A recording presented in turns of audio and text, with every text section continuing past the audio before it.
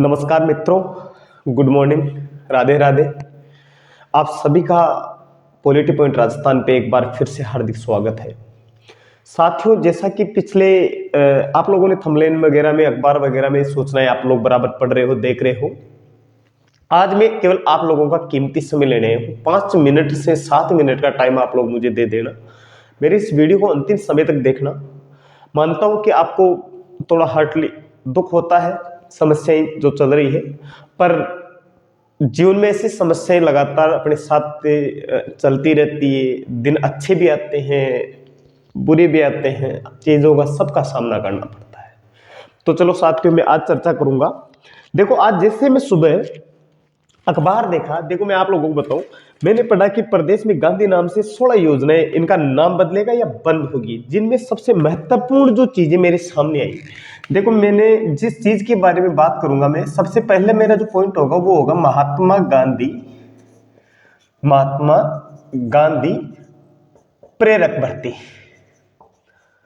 देखो साथियों, आप मानता हूं आप में से कुछ लोग ही कहेंगे कि सर आप लोग वीडियो बनाते थे, भर्ती होगी फलाना ढिकड़ा। देखो, हम सीएम नहीं, हम गवर्नमेंट नहीं, हम आप लोगों का बैलेंस, कॉन्फिडेंस बिल्ड रखते हैं। हम आप लोगों का हौसला अफजाई करते हैं। हमारे हाथ में सत्ता नहीं है कि हम इस भर्ती को कंप्लीट करवाते, आप लोगों को नौकरी दिलाते। हम केवल आप लोगों तक सूचनाएं प्रेषित करने का काम करते हैं। जैसा कि मैंने पिछले कई वीडियो में आप लोगों को बार बार ये बात कही थी कि भर्ती रद्द नहीं होगी, नहीं होगी, नहीं होगी। मैंने खुद ने भी कहा था, पर भर्ती रद्द नहीं होगी ये कोई बात नहीं होती, क्योंकि सरकार से बड़े हम नहीं। कोर्ट में मामला चल रहा था। भर्तियां जो है, ये भर्तियां एक प्रकार से ये राजनीतिक शिकार होती है ये भर्तियां।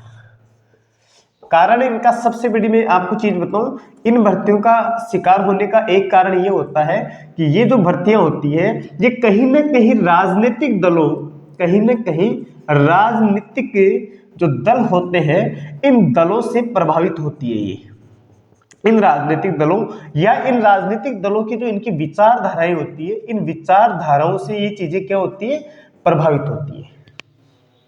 पर मैं एक बात आपको जरूर कहूंगा, इन्होंने महात्मा गांधी सेवा प्रेरक भर्ती 2023 जिसकी मैं बात कर रहा था, इस भर्ती को इन्होंने कंप्लीटली निरस्त कर दिया है। आदेश आ चुका, आप लोगों के पास भी आ चुका होगा, आप लोगों ने देख भी लिया होगा। नंबर 2, एक चीज और थी कि राजीव गांधी युवा मित्रों की मैं बात करूं तो साथियों देखो, राजीव गांधी युवा मित्र कार्यरत लोग थे। ये लोग तो क्या थे, कार्यरत थे। यानी कि अपने महात्मा गांधी जो सेवा प्रेरक भर्ती थी, ये तो एक प्रकार से मतलब भर्ती कोर्ट में अटकी हुई थी, भर्ती पूरी हुई नहीं थी, हमें जॉब मिला ही नहीं था एक प्रकार से।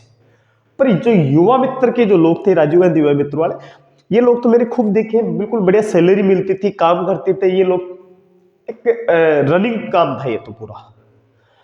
इस भर्ती को भी निरस्त कर दिया गया।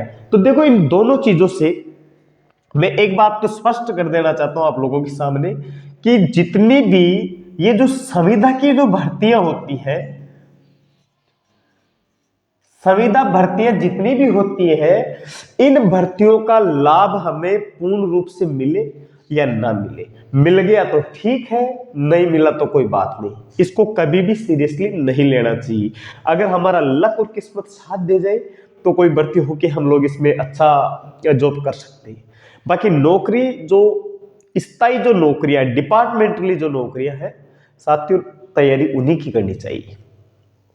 मानता हूं इनसे हमें कुछ मदद मिल जाती है, नहीं मिली तो कोई बात नहीं, रोने से कोई इन चीजों का उपाय नहीं होता है। तो मैं आप लोगों से ये कहूंगा कि महात्मा गांधी सेवा प्रेरक भर्ती से जुड़े हुए मेरे जितने भी साथी हैं, राजीव गांधी युवा मित्र से मेरे जुड़े हुए जितने भी साथी थे, उन साथियों को मायूस होने की कोई जरूरत नहीं है। नई सरकार है, परिवर्तन करना जायज बात है। ये पिछली योजनाओं को बंद भी करेंगे, रोकेंगे, पर जरूर निश्चित रूप से कुछ न कुछ नया जरूर करेंगे।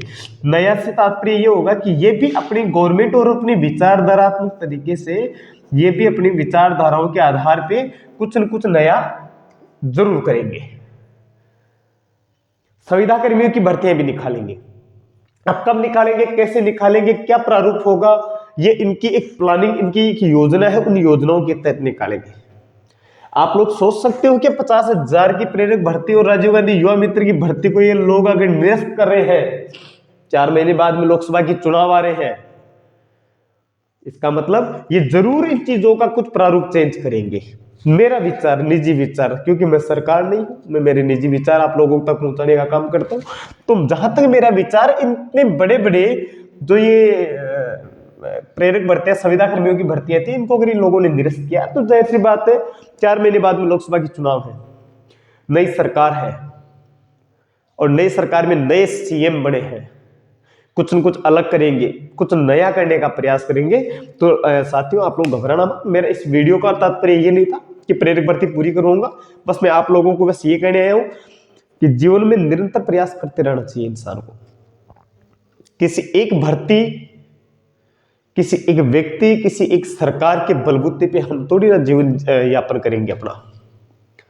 इंसान का कर्म प्रधान होता है। आप निश्चित रूप से अगर अच्छे रास्ते का चयन कर रखे हो, सही दिशा में कार्यरत हो, अपनी ईमानदारी और अपनी मेहनत और अपनी लगन के साथ, अपनी निष्ठा और अपनी नैतिकता के साथ अगर आप पढ़ाई के अंदर अभी भी लगे हुए नहीं हो तो आप लग जाओ।